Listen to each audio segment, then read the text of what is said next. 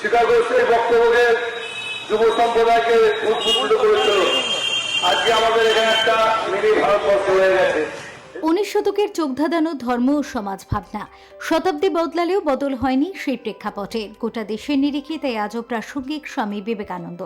আজ 163তম জন্মদিনে শ্রদ্ধার সঙ্গে স্মরণ করা হলো বীর সন্ন্যাসীকে। সকাল থেকে বিভিন্ন জায়গায় অনুষ্ঠানের আয়োজন। বেলুড় মঠ ও সিমলা স্ট্রিটে বিশেষ আয়োজন করা হয়। স্বামীজিকে শ্রদ্ধা জানাতে রাজ্য জুড়ে অনুষ্ঠানের আয়োজন হয়েছিল। দিনটি বিবেক চেতনা উৎসব হিসেবে পালন করেছে রাজ্য সরকার। সকাল থেকে বিভিন্ন জায়গায় অনুষ্ঠানের আয়োজন। বেলুড় মঠ ও সিমলা স্ট্রিটে ভক্তদের ভিড়। স্বামীজির জন্মদিনে তাকে শ্রদ্ধা জানাতে সিমলা স্ট্রিটে বিবেকানন্দের বাড়িতে বহু ভক্তজনের সমাগম। দেশের অন্যান্য জায়গার পাশাপাশি 53 নম্বর ওয়ার্ডের তৃণমূল কংগ্রেস নেতা তথা তৃণমূল কংগ্রেসের প্রথম দিনের সৈনিক মানা চক্রবর্তীর উদ্যোগে শ্রদ্ধা জানানো হলো স্বামীজিকে। এদিন তার প্রতিকৃতিতে মাল্যদান করে অনুষ্ঠানের সূচনা করা হয়। স্বামীজির আদর্শকে সকলের সামনে তুলে ধরেন মানা চক্রবর্তী।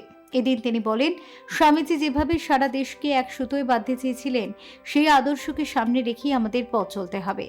বিভেদ নয়, একতাই যেন আমাদের হয় মূল মন্ত্র।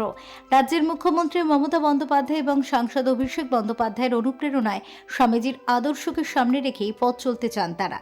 স্বামীজির বার্তা একটাই, আপনারা জানেন যে স্বামীজির যে শিকাগো সেই বক্তব্য যে ভারতবর্ষকে চিনিয়েছিল, যুব সম্প্রদায়কে উদ্বুদ্ধ করেছিল।